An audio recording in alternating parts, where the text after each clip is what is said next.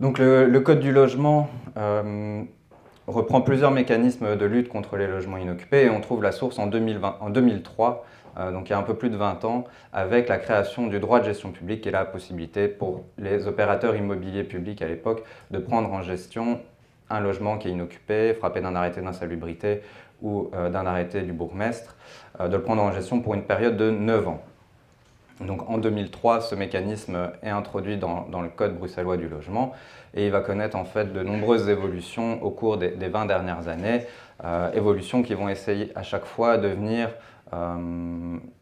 compléter des difficultés qui étaient rencontrées par les opérateurs publics qui ont essayé de mettre en œuvre le droit de gestion publique. En 2006, la première grande initiative pour essayer de favoriser l'usage du droit de gestion publique, c'est la création du fonds de droit de gestion publique, qui va être alimenté à l'époque pour pouvoir en fait octroyer des prêts aux pouvoirs locaux, aux opérateurs immobiliers publics qui vont souhaiter mettre en œuvre le droit de gestion. Les premières conditions de ces prêts vont être en fait très difficiles à atteindre et jusqu'à aujourd'hui, en fait, il n'y a encore aucun opérateur immobilier public qui a fait appel au fonds de droit de gestion publique pour pouvoir mettre en œuvre le droit de gestion. En 2009 est introduit dans le Code du logement l'amende administrative. Donc, pour la première fois, maintenir un logement inoccupé pendant plus de 12 mois est érigé comme une infraction administrative. Donc, historiquement, en région bruxelloise, chaque commune avait son propre règlement de taxe, ou non, certaines communes l'appliquaient ou non. Mais là, le législateur bruxellois prévoit que maintenir son logement inoccupé, c'est une infraction administrative. Donc, en termes de vision de la problématique, c'est quand même une grande évolution. C'est de se dire qu'il ne suffit pas de payer une taxe pour pouvoir s'accorder le droit de maintenir son logement inoccupé. Non, en érigeant l'inoccupation comme une infraction, ça veut dire que le comportement du propriétaire qui va maintenir son logement inoccupé doit évoluer. Donc il ne suffit pas de payer, il faut que la situation change et que le bien soit remis sur le marché d'une manière ou d'une autre. À côté de l'amende administrative est aussi introduit l'action en cessation, qui a la possibilité d'introduire une requête auprès du tribunal de première instance pour faire cesser l'inoccupation. Donc 2009 est aussi une grande évolution dans la législation. Et en 2012, au sein de la région bruxelloise et de Bruxelles Logement, sera créée la cellule logement inoccupé qui sera chargée d'identifier les logements et de contrôler l'amende administrative. Donc entre 2012 et 2022, la grande réforme qu'il y a eu en matière d'inoccupation, que ce soit sur le droit de gestion publique ou sur l'amende administrative, au niveau de la région bruxelloise et de Bruxelles Logement, on va se concentrer principalement sur l'application de l'amende administrative et la détection des logements inoccupés. C'est que depuis 2022-2023 qu'on développe des mécanismes complémentaires pour pouvoir remettre les logements inoccupés sur le marché. Donc cette réforme a vu naître, ou plutôt agrandir ce qu'on appelait communément la cellule logement inoccupé, qui est devenue un service régional des logements inoccupés, avec des missions qui ont été élargies, avec l'instauration d'un inventaire des logements inoccupés qui doit être mis à disposition des communes. Il y a eu une révision du prêt du droit de gestion publique. On a introduit des nouveaux critères d'inoccupation par rapport à l'amende administrative et les moyens de défense et les justifications qui étaient demandées aux propriétaires ont aussi évolué dans le cadre de cette réforme, aussi au niveau de l'amende administrative. Donc on va reprendre toutes ces évolutions et ce qu'il en est aujourd'hui dans la suite de la présentation. Donc en résumé, au niveau du Code bruxellois du logement, il existe 3 mécanismes pour lutter contre les logements inoccupés. On a le droit de gestion publique, l'amende administrative et l'action en cessation. Donc notre service, le service régional des logements inoccupés, est situé au sein de Bruxelles Logement dans la direction allocation, loyer, logement inoccupé et est composé de 2 cellules. La cellule contrôle qui est chargée de l'identification et du contrôle de l'amende administrative, qui est composée d'un coordinateur qui est Najib et qui vous présentera ce qui se fait par la suite, avec une dizaine d'enquêteurs. Et on a la cellule réhabilitation qui a été créée pour soutenir les opérateurs de gestion publique dans leurs actions de remise sur le marché des logements inoccupés, donc notamment l'activation du droit de gestion publique ou encore l'action en cessation, ou de pouvoir initier d'initiative aussi ces mêmes actions. La cellule est composée à l'heure actuelle de 8 agents qui ont des profils pluridisciplinaires, donc on a des juristes, des architectes, un conducteur de travaux et des administratifs. Donc les principales missions du service des logements inoccupés, donc au niveau de la cellule contrôle, c'est l'identification des logements qui sont présumés inoccupés et le contrôle de leur inoccupation effective. On a la réalisation de l'inventaire qui sera mis à disposition des communes, le contrôle de la réglementation et pour la cellule réhabilitation, le soutien aux opérateurs de gestion publique et la mise en œuvre d'actions d'initiative également. Voilà, donc là, je vais vous présenter ce qu'est le droit de gestion publique, qui est aujourd'hui la possibilité pour un opérateur de gestion publique de prendre temporairement en gestion un logement inoccupé ou insalubre afin de le rénover et de le remettre en location pendant une période minimum de 9 ans qui peut être prolongée de la durée nécessaire au remboursement des travaux qui auront été investis par l'opérateur de gestion publique. L'objectif est de réaliser les travaux pour remettre le bien en conformité et qui puissent être loués à des ménages qui doivent eux-mêmes en fait, quitter un logement qui a été frappé d'une interdiction par nos collègues de la DIAL. Donc voilà, on a une sorte de boucle vertueuse où l'objectif il est de prendre un logement qui était inoccupé ou insalubre pour pouvoir le remettre à disposition de ménages qui eux-mêmes sont en difficulté pour accéder à un logement sur le marché privé.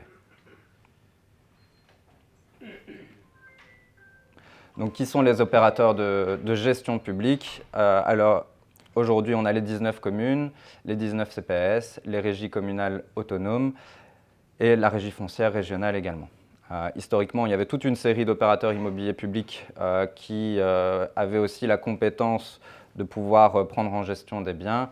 Mais suite à la réforme de 2022, ces opérateurs ont été retirés du mécanisme parce qu'ils étaient soit pas intéressés par sa mise en œuvre ou ils considéraient que leur mission n'était pas en adéquation avec cette mesure.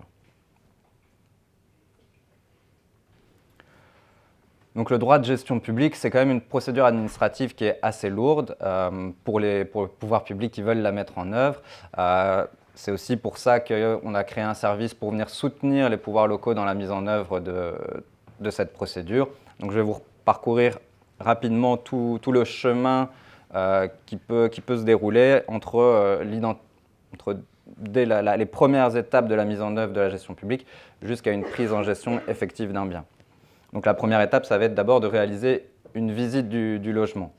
Donc cette visite, elle peut se faire soit de manière volontaire en envoyant une demande de visite au propriétaire, soit de manière contrainte si celui-ci n'a pas donné suite à la demande de visite qui lui a été adressée ou qu'il la refuse sans qu'il ait de raison valable pour refuser la visite. Une fois que cette visite va être réalisée, l'objectif, ça va être de pouvoir évaluer les travaux qui sont à faire dans le bien qui a été visité. Et donc, soit les pouvoirs locaux vont pouvoir eux-mêmes évaluer les travaux et le projet de réhabilitation du bien, soit notre service va pouvoir aussi accompagner les pouvoirs locaux et mettre à disposition un rapport de visite du bien, une étude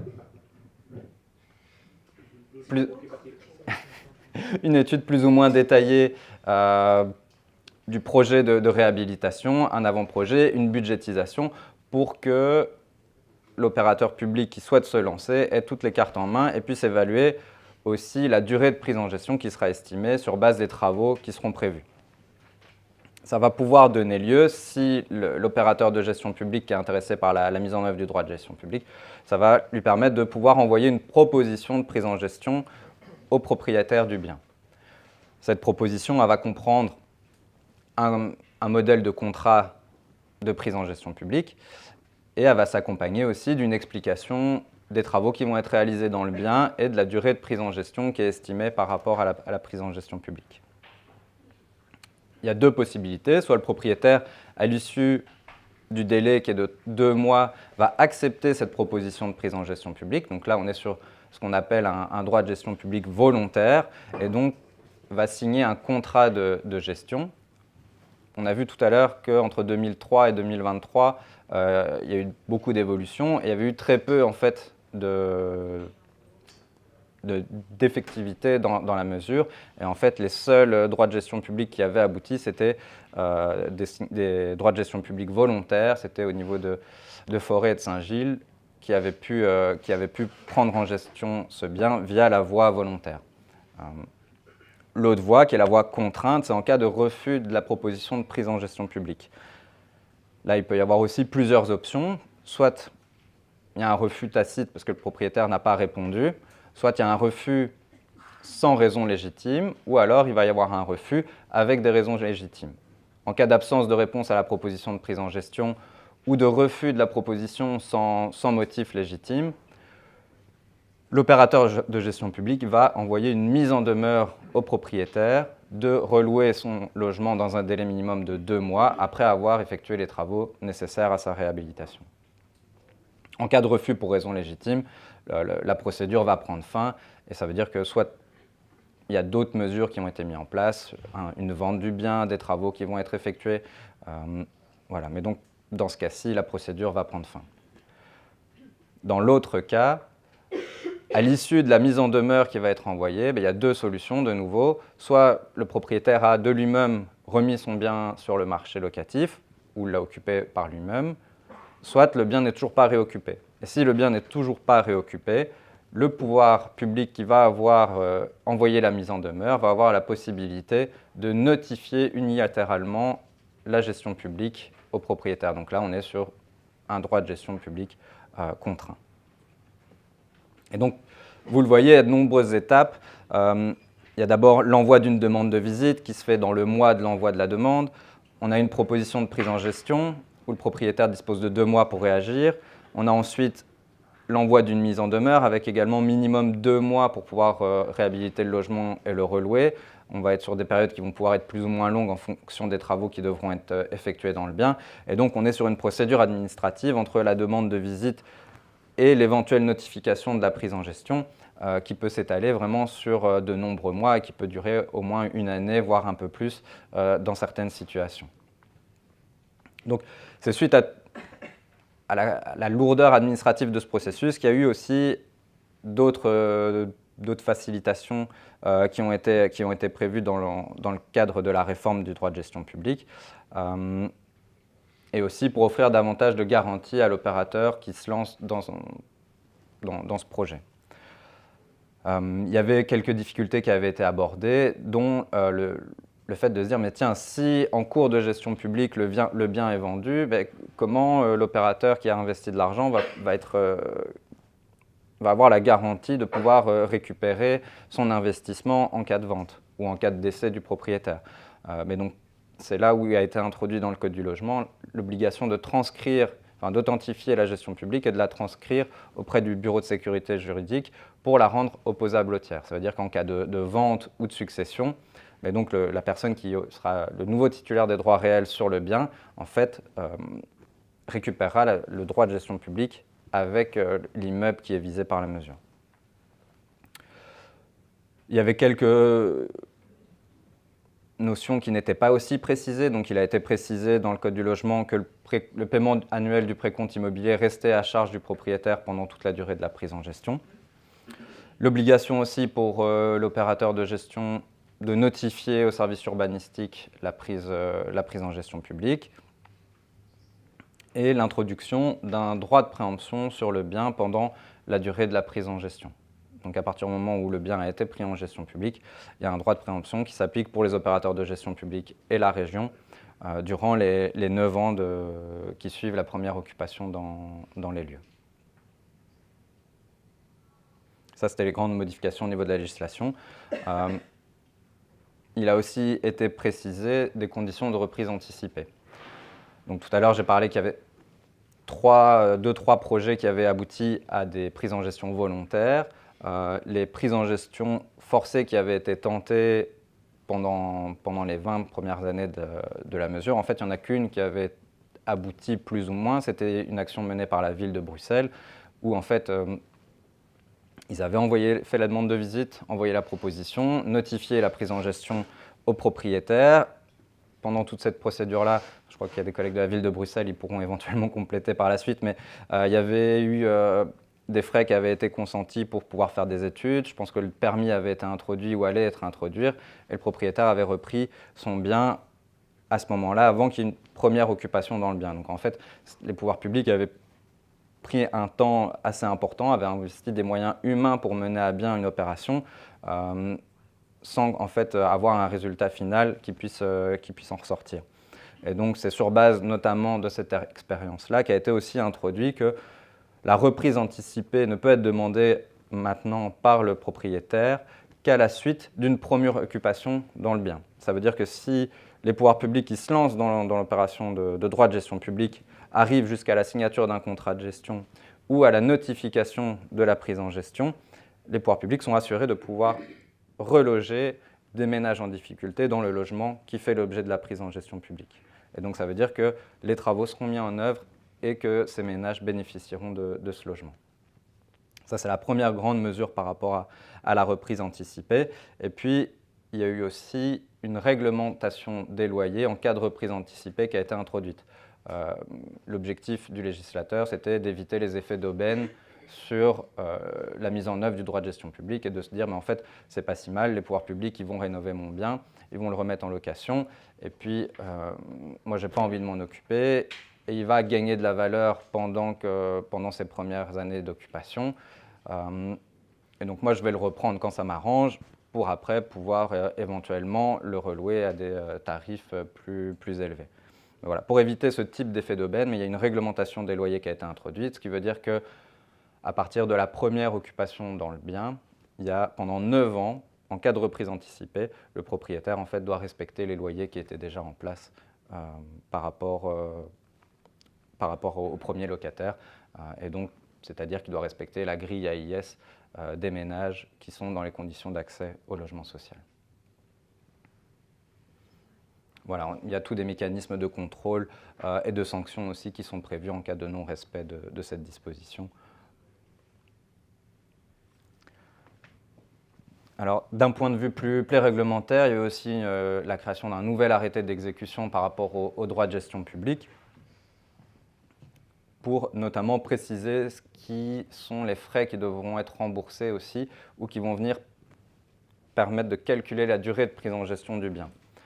Ces frais avant étaient que peu détaillés, donc c'était difficile pour les pouvoirs publics qui souhaitaient mettre en œuvre le droit de gestion publique de se dire mais tiens, qu'est-ce que je peux compter dans les frais qui seront imputables à la gestion publique, qui seront imputables aux propriétaires et qui permettront de calculer in fine la durée de prise en gestion publique qui est estimée.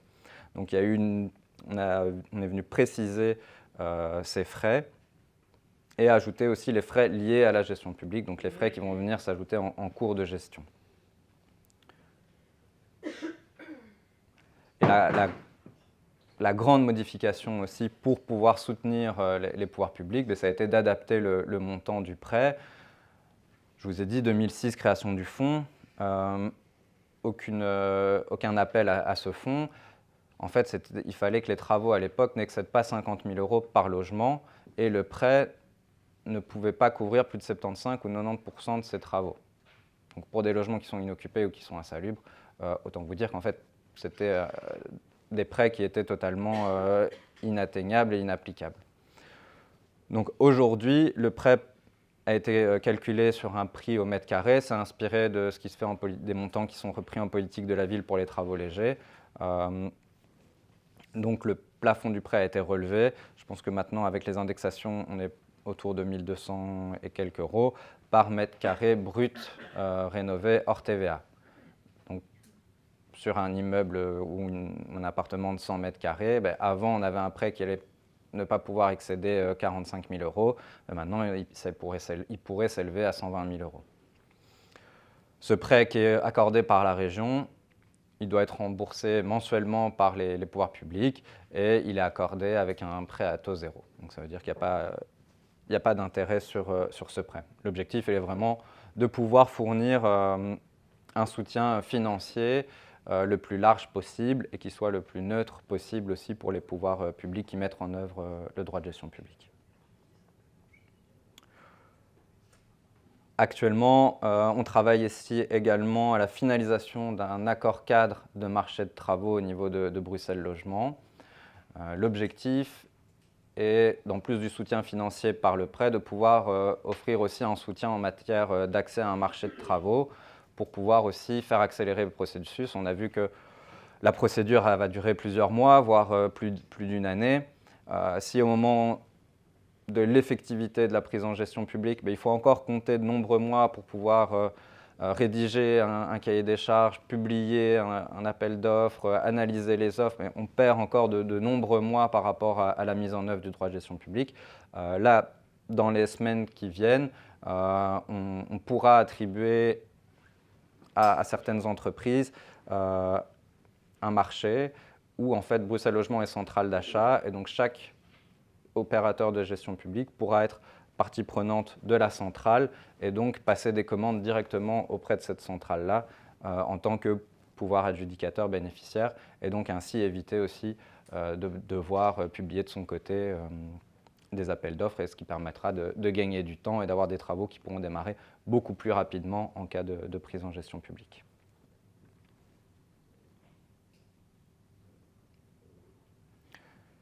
Alors ça, c'est un petit bilan des bientôt 2 ans d'effectivité de la réforme de 2022. 2003-2022, plus ou moins 4-5 adresses qui ont été ciblées, avec peu de résultats derrière. En fait, depuis l'entrée en vigueur de la nouvelle législation, notre service a soutenu les opérateurs de gestion publique sur plus ou moins 55 adresses qui représentent 120 logements en tout, qui étaient en grande partie des logements qui étaient inoccupés. Il y a quelques logements aussi qui étaient des logements insalubres. Et donc pour toutes ces adresses-là, il y a au moins une demande de visite qui a été adressée aux propriétaires. Et donc suite à cette réaction, plusieurs options se sont présentées. Soit les propriétaires ont réagi, ont accepté la demande de visite, la visite a pu avoir lieu. Soit en fait, au moment de l'envoi de cette demande de visite et de demande aux propriétaires d'activer le droit de gestion publique, en fait, il y a eu des réactions des propriétaires qui ont été suffisantes, alors qu'on était sur des situations qui étaient bloquées depuis quelques années dans certains dossiers, qui étaient connues par la région au niveau de la cellule contrôle ou par les communes au niveau de leurs services taxes ou auprès d'autres services. Mais en fait, il y a des situations qui sont débloquées seulement par l'envoi de cette demande de visite, parce que ça a fait bouger derrière. Quand on inflige une amende, quand on enrôle une taxe, on est juste sur une sanction qui est de l'ordre financier. Les personnes s'exécutent ou non dans le paiement de ces montants. Là, quand on arrive et qu'on menace d'activer le droit de gestion publique, ça a davantage de répercussions et ça a davantage de symboles. Et donc on se rend compte en fait vraiment sur des biens qui étaient très problématiques, mais qu'il y a eu une action qui a été entreprise derrière. Donc soit le propriétaire, suite à la réception de cette visite, il a réagi favorablement et il a expliqué qu'il allait mettre des choses en place, et alors ces dossiers-là sont sous le contrôle des communes ou des CPS qui ont pu adresser cette demande de visite. Et donc ça, il y a des checks réguliers, il y a des suivis qui sont effectués avec les propriétaires des logements. Soit il y a des visites qui ont été effectuées avec l'accord du propriétaire, sans l'accord du propriétaire. Suite à ces visites, il y a des rapports de visite qui ont été réalisés. Et en fonction, voilà, c'est aussi un peu la même chose. Soit il y a eu des réactions des propriétaires qui ont pris peut-être conscience de la problématique et ont entrepris des actions, et donc la procédure ne va pas aller plus loin, elle va en rester là. Ou alors, pour d'autres, on a abouti à l'envoi de propositions de prise en gestion et à l'envoi de mise en demeure. Donc, dans les visites effectives, il y a plus d'une trentaine d'adresses qui ont fait l'objet d'une visite effective. Il y a 4 adresses qui ont fait l'objet de l'envoi d'une proposition de prise en gestion. Il y a 3 adresses qui ont fait l'objet de l'envoi d'une mise en demeure. Et au niveau à l'heure actuelle, on a un contrat de prise en gestion qui a été signé avec un propriétaire. Ça, c'était un projet de la régie foncière de la région. Mais en fait, là, on était allé jusqu'à la mise en demeure. Et le bien aurait pu faire l'objet d'une notification, mais un petit peu en dernière minute, on a eu des contacts avec le propriétaire. Et plutôt que d'aller vers une notification ou une prise en gestion contrainte, en discutant avec lui, on a pu lui expliquer le dispositif. Et du coup, il a adhéré et il a accepté la signature du contrat de gestion. Là, on était sur une maison qui était vide depuis avant 2014, qui avait des amendes qui tombaient régulièrement. Et donc voilà, on devrait avoir une issue favorable. On a des communes ou des CPS qui sont dans un processus qui pourrait aboutir à des notifications prochainement aussi. Voilà, on est encore aussi au premier projet, donc il y a des difficultés qui se présentent. Chaque situation permet aussi de faire des essais-erreurs. Je crois que les expériences qui avaient pu être menées sur les 20 dernières années pouvaient servir d'exemple, mais n'avaient pas une représentation aussi en chiffres qui permettait de pallier tous les problèmes qui peuvent être encore présents ou toutes les difficultés qui peuvent être encore présentes dans la législation. Donc là, c'est vrai que ceux qui s'y sont essayés les premiers aussi sont confrontés à des difficultés qui n'étaient peut-être pas spécialement prévues à la base. Je pense à l'authentification de la prise en gestion, mais en fait, ce n'est pas si facile d'authentifier la prise en gestion et de la transcrire parce que c'est un acte qui n'existe pas ailleurs que dans le code du logement, en fait, et donc au niveau du bureau de sécurité juridique, c'est aussi des nouveautés. Enfin, voilà, il y a quelques difficultés qui se présentent, mais avec l'expérience qui s'acquiert et l'expertise qui s'acquiert, voilà, tous les projets devraient rouler aussi de plus en plus et de plus en plus facilement dans les mois et années à venir. Voilà, ça c'était pour le droit de gestion publique, le premier tableau de la réforme, de la situation telle qu'elle est aujourd'hui et des premiers résultats qu'on a pu obtenir.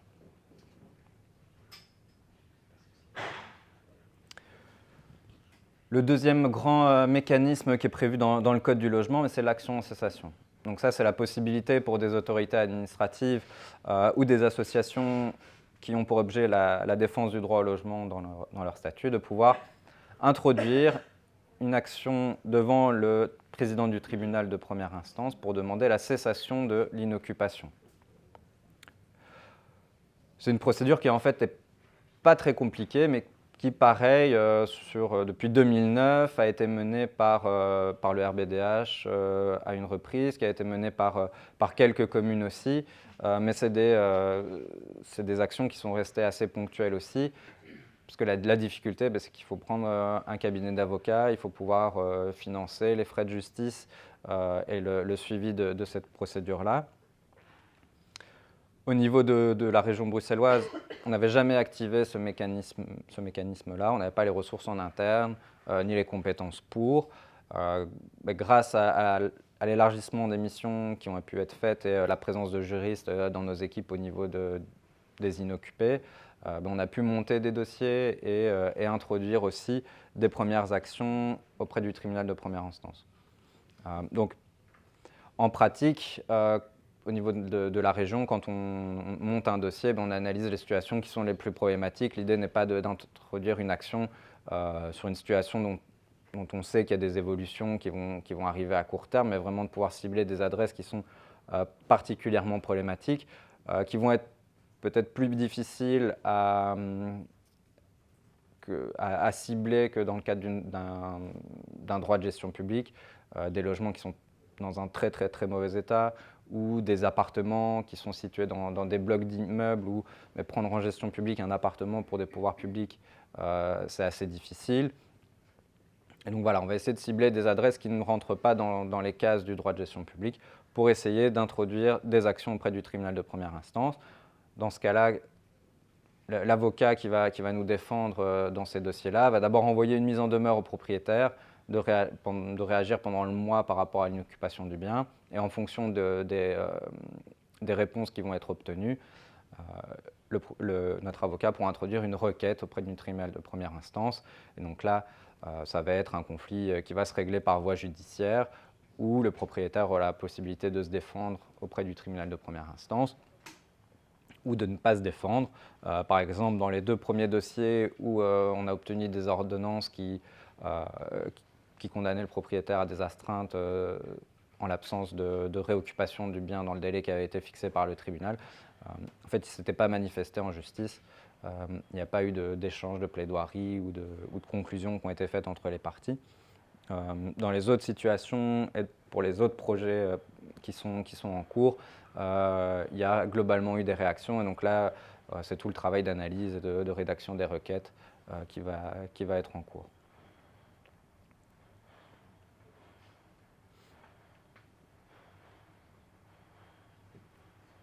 Voilà, donc ça c'était la présentation pour les deux premiers mécanismes.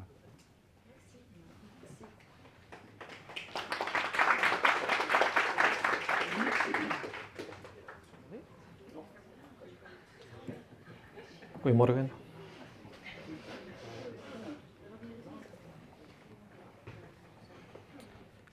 Ik denk dat iedereen wel neerzit. Bonjour tout le monde. Je vais faire ma présentation en néerlandais. Si vous avez des questions après, n'hésitez pas. On est toujours là pour clarifier. Dus ik ga jullie meer vertellen vandaag over de werkwijze van de identificatie van de leegstaande woningen in het Brussels gewest. Over de controle van de administratieve boetes die onze cel oplegt.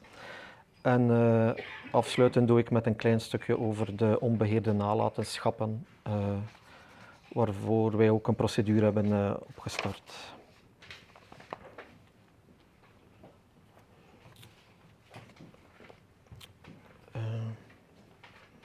Dus kort samengevat, wij voeren vooral onderzoek naar panden met behulp van enkele authentieke bronnen.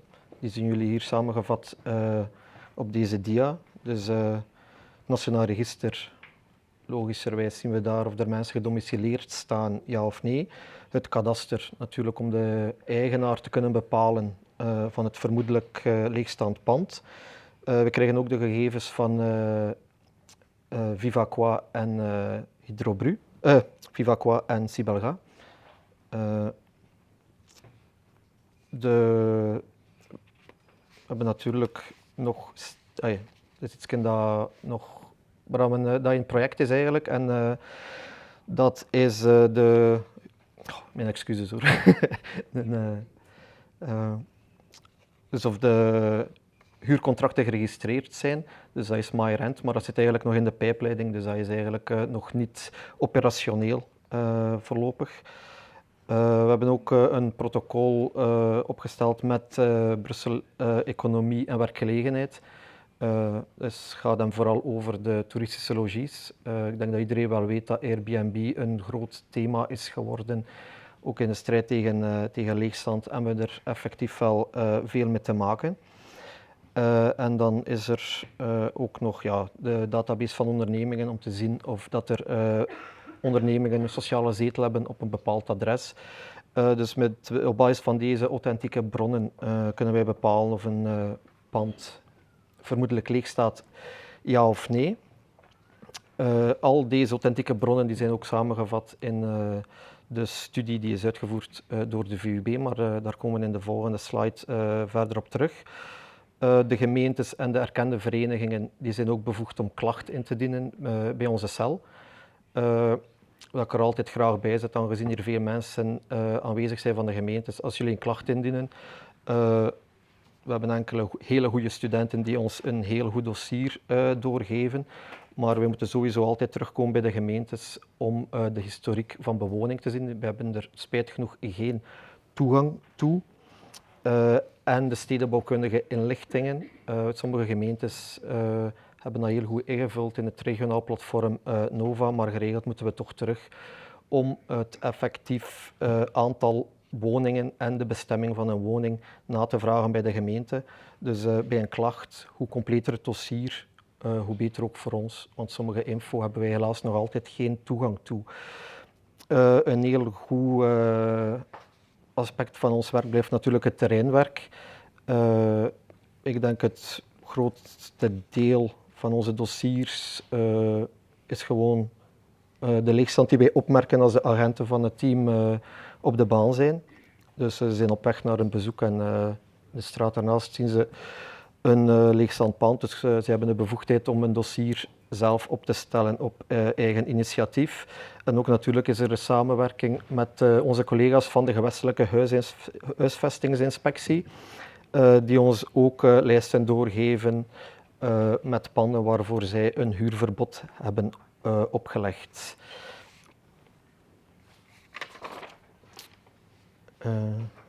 Ik weet niet. Hier zien we een korte voorstelling van Benjamin Waaiens van de VUB, die dus mee verantwoordelijk was voor het uitvoeren van de studie naar het aantal leegstaande woningen in het Brussels gewest.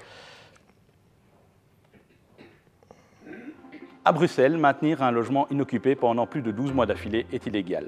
Dans le cadre de ces missions de contrôle, Bruxelles Logement a confié au Brussels Studies Institute la mission de mettre au point un outil de détection de ces logements inoccupés. Pour mettre au point cet outil de détection statistique des logements vides, il a fallu tout d'abord constituer une base de données. On a donc collecté toute une série de données venant par exemple des consommations d'eau ou de registres de population que l'on a ensuite harmonisées pour pouvoir les coupler. Ça nous permet de constituer des indicateurs de deux manières, soit en croisant des données qui proviennent de sources différentes, soit en analysant une même source sur plusieurs années. Pour rendre le modèle efficace, il faut en quelque sorte lui apprendre dans quel cas le logement est vide et dans quel cas le logement est occupé. Pour ce faire, on lui soumet des situations réelles qui viennent d'un échantillon représentatif de l'ensemble des logements bruxellois. Cet échantillon représentatif a été alimenté par les inspecteurs de Bruxelles Logement. Ils ont fait plus de 5000 visites sur le terrain. On a donc là un échantillon qui est vraiment exceptionnel. Une fois le modèle calibré, on peut l'appliquer à l'ensemble des bâtiments bruxellois. On peut donc obtenir pour chacun d'entre eux un indice de risque, c'est-à-dire une présomption de présence de logements vides. Ça permet vraiment de pouvoir cibler le travail de contrôle sur le terrain. Ce travail livre deux résultats. Tout d'abord, l'indice de risque qui permet à Bruxelles Logement de mieux orienter son travail sur le terrain et d'être plus efficace. Et ensuite, la première estimation fiable du nombre de logements inoccupés à Bruxelles, ceux qui pourraient être mis sur le marché. Alors, ce chiffre est finalement relativement restreint. On est en dessous de 2% du parc, un ordre de grandeur de 4500 logements. Ce nombre peut paraître peu élevé, mais il ne faut pas confondre logement et bâtiment. À Bruxelles, dans le paysage, on peut croiser beaucoup de bâtiments vides. Mais ces bâtiments sont parfois des bureaux, des anciens locaux industriels. Ils n'ont pas tous une vocation résidentielle. Vous l'aurez également compris, les logements vides ne sont pas la solution miracle à la crise du logement. Il va donc falloir continuer à explorer d'autres pistes pour offrir un logement à tous les Bruxellois.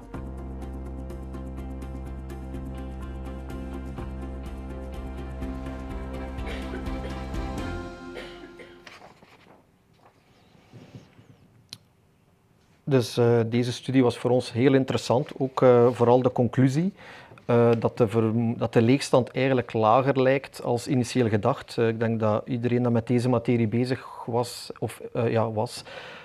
de cijfers wel kent van de schatting tussen 15.000 en 35.000 leegstaande woningen in het gewest. En deze studie heeft dus klaarblijkelijk aangetoond dat dat aantal aanzienlijk lager ligt. Maar natuurlijk, daarmee is het probleem niet weg.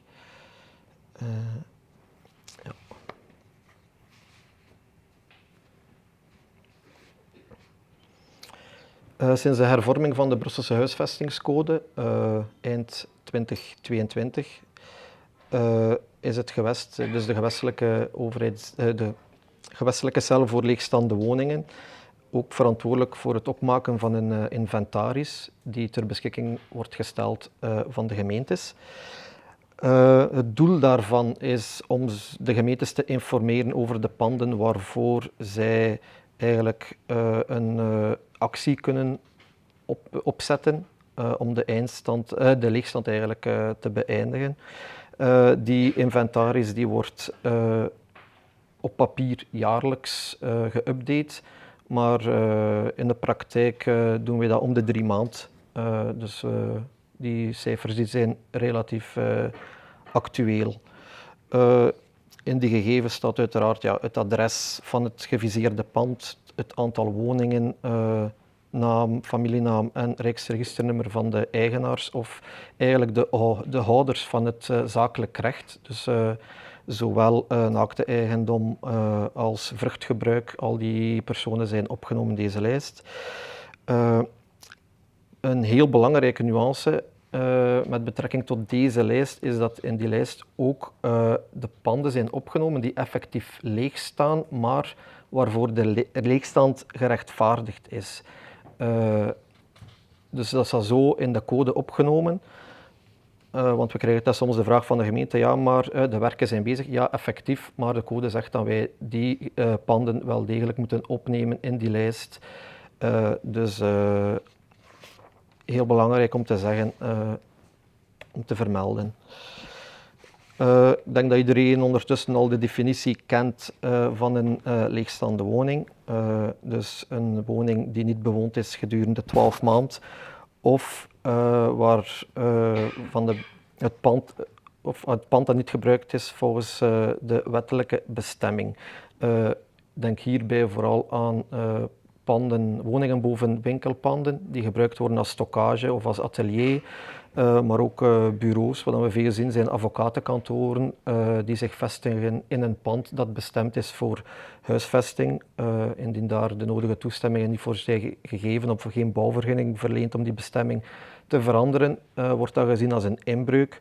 En zoals ik eerder vermeld heb, is Airbnb ook een heel groot probleem, ook in Brussel. We zien dat veel andere Europese steden daar sterk ten strijde tegen trekken. Denk bijvoorbeeld aan Amsterdam, dat van de ene dag op de andere 70% van het aanbod heeft zien zakken door hun maatregelen die ze hebben genomen tegen Airbnb. In Brussel is het zover nog niet, maar zoals ik eerder zei, we hebben een protocol opgesteld met Brussel Economie en Werkgelegenheid en we hebben ook een proefproject lopen met Stad Brussel, waarvoor zij ons dossiers doorsturen die gekend zijn bij hun en waarvoor zij al dan niet een PV hebben opgesteld voor een bestemmingswijziging waarvoor die niet vergund is.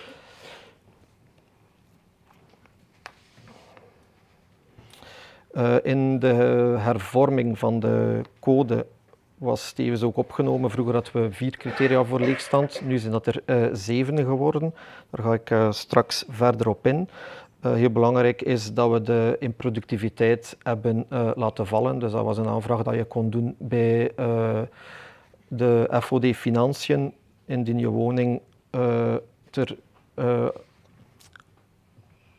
woning aan het renoveren was, kon je een aanvraag doen voor improductiviteit. We kregen die gegevens door, maar dat waren meestal niet de interessantste dossiers om te beheren. Dus dat hebben we ook dan laten vallen uit de code. Ook een heel belangrijke nuance in de hervorming hebben we ook laten vallen dat de ingebrekenstelling, het deel van de ingebrekenstelling zit er niet meer in, omdat elke eigenaar in gebreken werd gesteld en er werd gevraagd om de leegstand te beëindigen binnen de 3 maanden, wat dat eigenlijk onhaalbaar was. Dus dat was ook niet meer gerechtvaardigd dat we dat erin hielden. Vooral voor de gemeentes heel interessant, de verdeling van de boetes is ook hervormd. Dus vroeger gingen 85% van de geïnde boetes naar de gemeentes. Dat is nu maar 25%. 70% gaat naar het fonds voor het openbaar beheer, dus waar de cel rehabilitatie dan de fondsen haalt, dus de cel van mijn collega Fabien. En dan 5% gaat nu naar eigenlijk naar het gewestelijk budget. Dus de criteria van leegstand, dus uiteraard alle adressen waarvoor niemand is ingeschreven in het Nationaal Register, wordt gezien als een vermoedelijke leegstaande woning. Dit is soms misleidend, want denk maar aan studenten, die staan meestal nog gedomicileerd bij de ouders en niet noodzakelijk in het pand waar ze wonen. Hetzelfde met eurocraten. In Brussel hebben we de Europese Commissie, dus die mensen die huren meestal ook een woning hier, betaald door de Europese Commissie uiteraard. Maar zij staan daar ook niet noodzakelijk gedomicileerd. Daarvoor vragen we dan uiteraard de huurcontracten. Denk ook aan tweede verblijven. Uiteraard wordt er gevraagd dat er een tax betaald wordt. Spijtig genoeg niet altijd het geval. Maar dat zijn dus ook panden dat wij allemaal onderzoeken. Tweede criteria is alle panden waarvoor geen huurovereenkomst is geregistreerd, maar het platform MyRent is nog niet echt operatief, dus daar wachten we vol ongeduld op. Alle panden die niet voorzien zijn van de nodige huisraad, ja, ik denk dat dat voor zich spreekt. Oké, merci. Ik denk dat dat voor zich spreekt. Als er geen tafel of geen bed staat, is het natuurlijk moeilijk te zeggen dat er iemand in het pand woont. Het waterverbruik en elektriciteitsverbruik, dat zat er al in voor de hervorming. Dus alle panden met een waterverbruik lager dan 5 kub per jaar en een elektriciteitsverbruik van lager dan 100 kilowatt.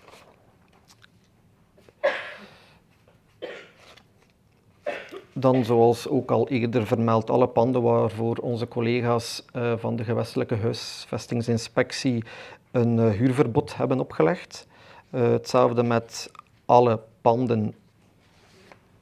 Oké, merci Fabien.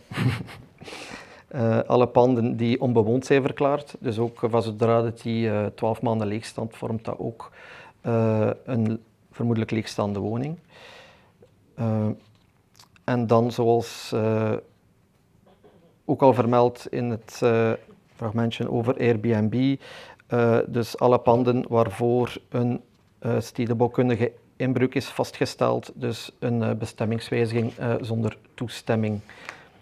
Dus deze 7 criteria hanteren wij om te bepalen of een woning vermoedelijk, ik zeg nog altijd vermoedelijk, omdat de leegstand nog altijd niet bevestigd is. De eigenaar heeft natuurlijk altijd het recht om zich te verdedigen. Dus ter verdediging kan je zeggen van de woning was wel degelijk bewoond. Denk dan aan de tweede verblijvende studenten, de eurocraten. Of ik kan aantonen dat het pand ter renovatie was, of andere legitieme reden, of dat er overmacht was in dit specifiek geval.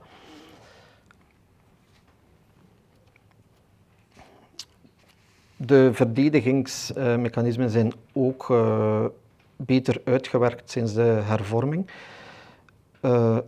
Dus de eigenaar moet altijd aantonen dat het pand dus het bewoond was tijdens de periode, de inbreukperiode.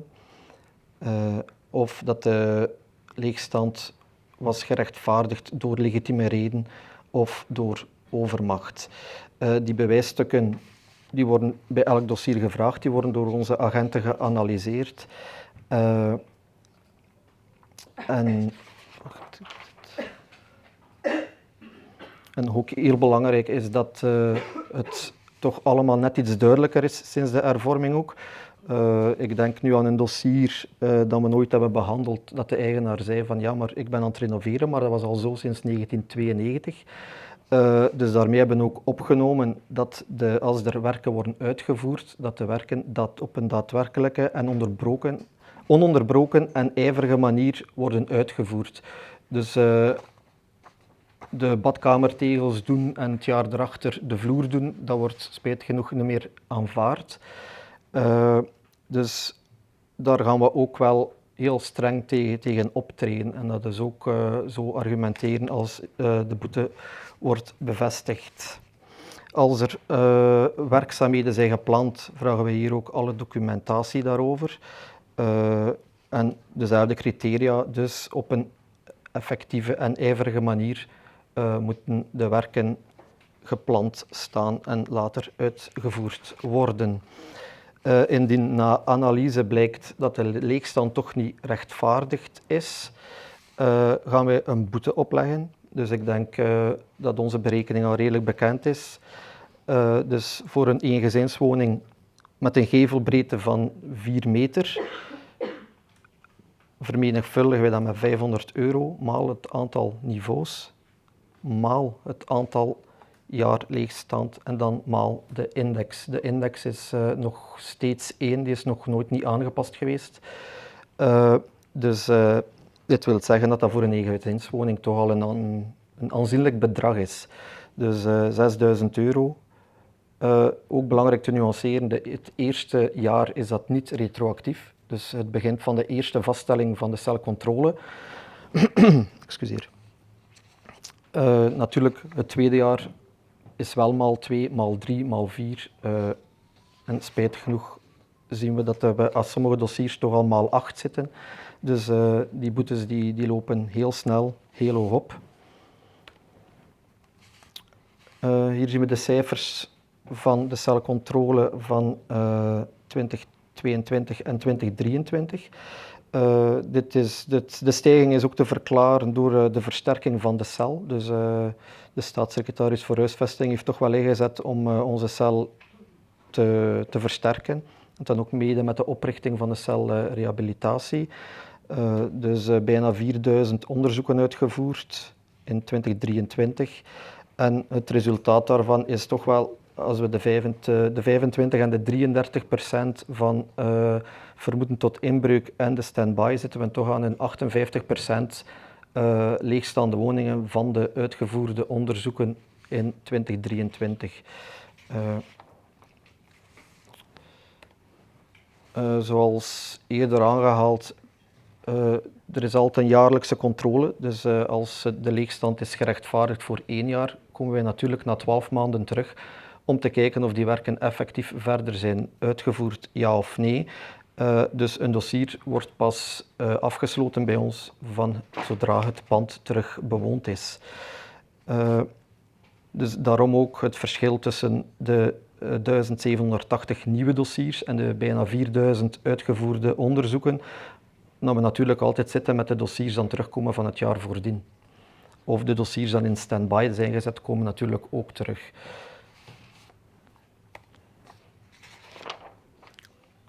Hier hebben we een overzicht van het aantal verzonden waarschuwingen. Dus ook die lichte stijging mede te verklaren door het versterken van ons team, maar natuurlijk ook door de kwaliteit van de onderzoeken die we voeren. Dus de bronnen, dus mede de klachten van de gemeentes en het onderzoek van de VUB heeft hier ook toe bijgedragen dat we toch direct aan een beter resultaat zitten in 2023. Daarnaast zien we het bedrag van de opgelegde boetes. Dus een goede 2 miljoen euro in 2022 en bijna 3 miljoen euro in 2023. Spijtig genoeg is het bedrag aan opgelegde boetes nooit gelijk aan de geïnde boetes. Er zijn nog altijd veel mensen dat niet direct onze opgelegde boetes betalen. Daarmee wordt dat intern eerst opgevolgd door onze cel boekhouding. En na 3 ingebrekenstellingen wordt dat dan doorgestuurd naar Brussel Fiscaliteit, dat dan zelfs kan overgaan naar het aanstellen van een gerechtsdeurwaarder om de opgelegde boete te innen. Verder hebben we hier nog het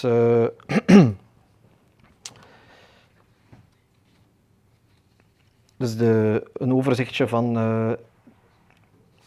de redenen waarvoor we een einde kunnen brengen aan de procedure. Dus legitieme redenen of overmacht of de 29% van de leegstand dat werd weerlegd. Een einde van de procedure, hier zien we een overzichtje van. Dus het grootste percentage blijft natuurlijk dat er effectief wel werken bezig zijn aan het pand. Voor de rest ga ik niet alles aflezen, maar een belangrijke nuance is ook autre raison légitime, dus de andere legitieme redenen. Dat zijn er redelijk veel, maar dit jaar gaan we natuurlijk over naar een verdere analyse ervan om het percent andere natuurlijk veel lager te krijgen en zo een beter inzicht te krijgen in de redenen waarom we een procedure kunnen beëindigen. Als laatste onderdeeltje is er ook sinds de hervorming en de oprichting van de cel rehabilitatie dat we inzetten op de onbeheerde nalatenschappen. Tot enkele jaren geleden hadden wij dossiers dan elk jaar in stand-by weer gezet, omdat de eigenaar niet bekend was. Dus ik denk aan dossiers waarvan de eigenaar was overleden in 1997, waarvoor bij de FOD Financiën nog steeds geen nieuwe eigenaar gekend was. Dat is natuurlijk heel problematisch, want het pand blijft verder verloederen en de buren zijn daar ook meestal geen fan van. Daarom hebben we dan ook een procedure intern opgesteld waarvoor een advocaat wordt aangewezen om bij de rechtbank een curator te laten aanwijzen om het nalatenschap te verkopen of de eventuele schulden af te lossen. Dat zijn hele lange juridische procedures, uiteraard. Dus sinds eind 2022 hebben wij 16 dossiers, 6 daarvan zijn afgesloten en 10 daarvan zijn nog altijd open bij de familierechtbank.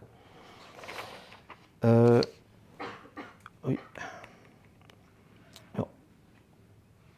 Ik dank jullie voor jullie aandacht en indien er vragen zijn, aarzel niet. Mijn collega kan ze mede ook in het Frans beantwoorden, dus laat maar weten. Dank u wel.